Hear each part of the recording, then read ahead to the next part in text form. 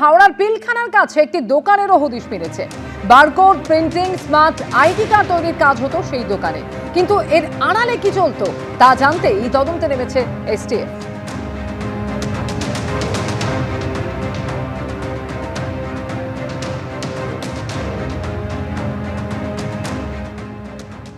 হামিম মণ্ডলকে গ্রেপ্তার করা হয়েছে বেঙ্গল এসটিএফের তরফ থেকে। ইতিমধ্যে তাকে জিজ্ঞাসাবাদ করে ভাট্টি গ্যাংয়ের সঙ্গে তার যে যোগ সেই বিষয় নিয়েও কিন্তু জানতে পেরেছেন তদন্তকারীরা। আমরা ঠিক যেখানে দাঁড়িয়ে রয়েছি, এই হচ্ছে 7 নম্বর আলম মিস্ত্রি লেন, হাওড়া। এই যে এখানে একটি টেলারের দোকান রয়েছে, সেই দোকানটি এখানে থাকলেও এই একই অ্যাড্রেসে তার তরফ থেকে একটি দোকান বা একটি বলা যায় যে একটি প্রিন্টিংয়ের একটি দোকান সে চালাতো, যেটা ইতিমধ্যে তালাবন্ধ অবস্থায় রয়েছে। পুলিশ সূত্রে যেটা খবর, যে এই যে হামিম মণ্ডল, সে নির্বাচনের ফল ঘোষণার পর থেকেই সে কিন্তু এখানে ছিল না আর, যদিও সে আগে থেকেই চলে গিয়েছিল, যেটা জানা যাচ্ছে যে এই ইয়েতে বর্ধমানে। এবং এই যে ব্যক্তি যাকে গ্রেপ্তার করা হয়েছে, তার সঙ্গে অর্পিতা নামে আরও একজন মহিলাকে গ্রেপ্তার করা হয়েছে, যে অর্পিতা তার বান্ধবী। হানি ট্র্যাপের একটি বিষয় তারা জানতে পেরেছিলেন, সেই বিষয়টাও তারা পুলিশের তরফ থেকে খতিয়ে দেখা হচ্ছে। তাদের টার্গেটে রাজ্য এবং কেন্দ্রের বেশ কিছু নেতা ছিল, এমনটাও তদন্তকারীদের তদন্তে উঠে আসছে। কিভাবে তাদের সাথে যোগ হলো, তাদের সঙ্গে অন্য কেউ আছে কিনা সেটা দেখা হচ্ছে। যেটা জানা যাচ্ছে যে একটি হামিম মণ্ডলের যে নাম্বার রয়েছে, সেই নাম্বারে পরিষ্কারভাবে এখানে কিন্তু বলা হয়েছে যে 7 নম্বর আলম মিস্ত্রি লেন, হাওড়া 711101। এই যে ঠিকানা, সেই ঠিকানাতে হামিম মণ্ডলের যে নাম্বার, সেই নাম্বার থেকেই সেখানে প্রিন্টিং, স্ক্যানার, বারকোড এইগুলোর তথ্য তার নাম্বারেই দেওয়া রয়েছে। এবং তার সাথে সাথে যেটা পুলিশ সূত্রে খবর, যে এই হামিম সে ডিকোডার সেই একটি অ্যাপের মাধ্যমে অর্পিতার সাথে কথা বলার জন্য অর্পিতাকে জানিয়েছিল, এবং জানিয়েছিল যে ভাট্টি গ্যাং অস্ত্র পাঠানোর জন্য সম্মতি জানিয়েছে। তাহলে কী কারণে এই অস্ত্র, সেটা জানার চেষ্টা চালাচ্ছেন তদন্তকারী। যদি এলাকার বাসিন্দারা কেউ এই বিষয় নিয়ে কিছু জানতেনই না, এবং তাদের কোনো আন্দাজও ছিল না তার যে এরকম ধরনের কিছু ঘটনা বা এরকম ধরনের কিছু গোষ্ঠীর সঙ্গে যোগাযোগ রয়েছে হামিমের, এলাকার বাসিন্দারা যারা এখানে অঞ্চলে থাকেন, তারা কিন্তু এক প্রকার অবাক হয়ে যাচ্ছেন। এই হচ্ছে একদিকে তালা এবং আরেকদিকে এই যে টেলারের দোকান। এই দোকানটা কি হামিমের বাবার? এটা তো সেলাই মেশিন আছে, কাপড়া পড়া সিলতা। আর এটা दूसरा आदमी का है।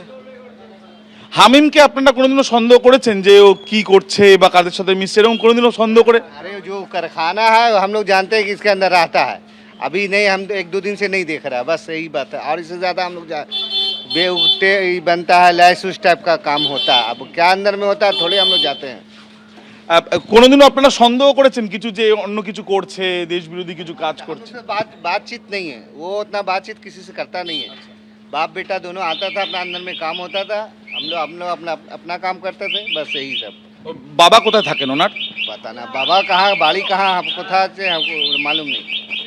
ইতিমধ্যে আমরা দেখতে পাচ্ছি যে এলাকার বাসিন্দারা তারা বলছেন যে কারোর সাথে সেরকম মেলামেশাই ছিল না, তারা কেউ কিছু জানেনও না। এই যে তালা বন্ধ অবস্থাতে দুটো সিসি ক্যামেরা দেখা যাচ্ছে, এবং যে তথ্য তদন্তকারীরা জানতে পাচ্ছেন যে এইখানেই, অর্থাৎ এই যে দোকান, সেই দোকানই কিন্তু চালাতো এই হামিম। যে হামিম এখানে স্পষ্টত স্মার্ট আইডি কার্ড থেকে আরম্ভ করে সিকিউরিটি সলিউশন এবং তার সাথে সাথে বিভিন্ন রকম টেকনিক্যাল যে কাজগুলো সেগুলো এখানে করত। এবং তার সাথে সাথে যেটা জানা যাচ্ছে যে সিম্পলি বারকোড নামে এই যে সংস্থা, সেটা আলাদা করে কোনো বোর্ড নেই।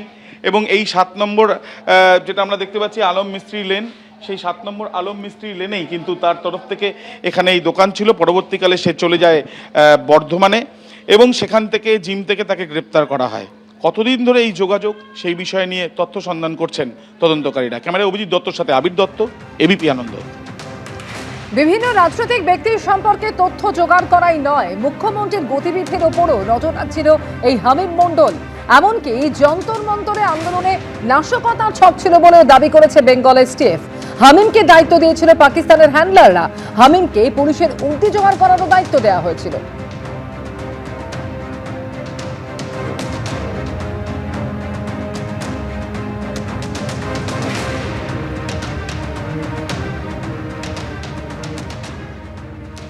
2-3 মাস আগে রানা নামে এক পাকিস্তানের নাগরিকের সঙ্গে ইনস্টাগ্রামে পরিচয় হয় হামিম মণ্ডলের। এই রানার মাধ্যমে ধীরে ধীরে কুখ্যাত গ্যাংস্টার এবং জঙ্গি শাহজাদ ভাট্টি গ্রুপের সঙ্গে যুক্ত হয়ে পড়ে সে। পরিচয় হয় হামিদ নামে এক পাকিস্তানি হ্যান্ডলারের সঙ্গেও। এই প্রেক্ষাপটে 10-12 দিন আগে যখন যন্তর মন্তরে সিজেপির বিক্ষোভ চলছে, তখন পাকিস্তানি হ্যান্ডলার হামিদি হামিম মণ্ডলকে নির্দেশ দেয় পুলিশের কিছু পোশাক জোগাড় করতে। তারপর সেই ইউনিফর্ম দিল্লির একটি নির্দিষ্ট জায়গায় পৌঁছে দেওয়ার কথা বলা হয়েছিল হামিমকে।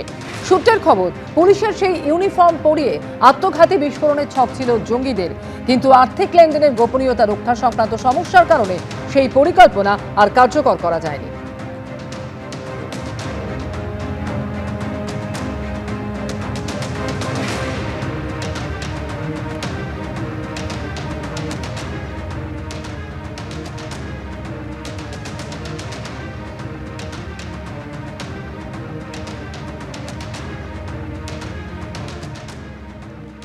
এমনকি পাক গুপ্তচর সংস্থা ISI এর সঙ্গেও যোগাযোগ ছিল ধৃত জঙ্গি হামিম মণ্ডলের, আর তাদেরই নিশানায় ছিলেন মুখ্যমন্ত্রী শুভেন্দু অধিকারী।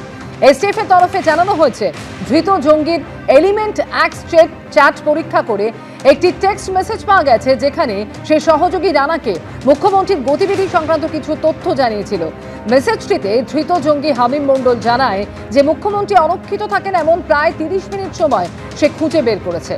এই মেসেজটি পাঠানোর পর 2 থেকে 3 মিনিটের মধ্যে রানার কাছ থেকে 2টি ভয়েস মেসেজ পায় ধৃত হামিম।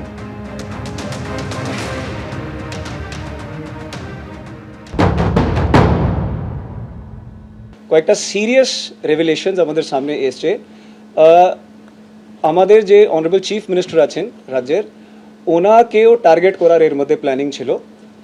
আমরা দেখলাম কি কমিউনিকেশন প্যাটার্ন মধ্যে আমরা জানতে পারলাম কি হামিম মণ্ডলকে টাস্ক দেওয়া হয়েছিল কি ওনার কিছু মুভমেন্টস স্টাডি করতে এবং কিছু যদি আনগার্ডেড টার্গেটেড যেখানে হতে পারে সেই মুভমেন্টসগুলো রিভিল করতে।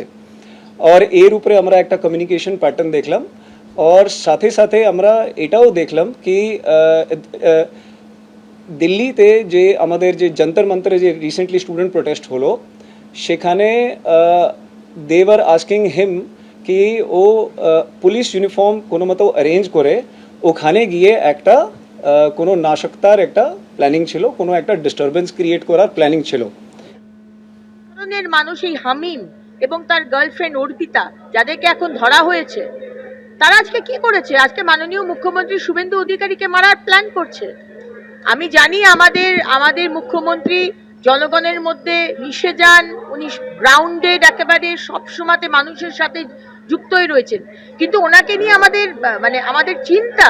আমি মাননীয় মুখ্যমন্ত্রীকে বলবো যে আপনি বুলেট প্রুফ গাড়ি, বুলেট প্রুফ জ্যাকেট, এইগুলো জামার লাগানো যেখানে আপনি যাবেন, এটা, এবং আমার দপ্তরের যে MOS তার ছেলেকে ফাঁসিয়ে কিডন্যাপ করা হবে, এইরকম প্ল্যানিং।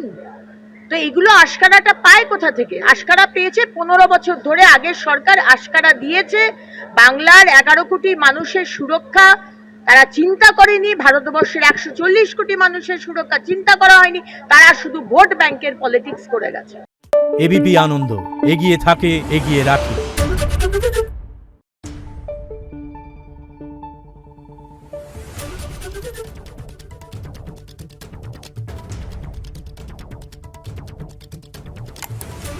Thank you.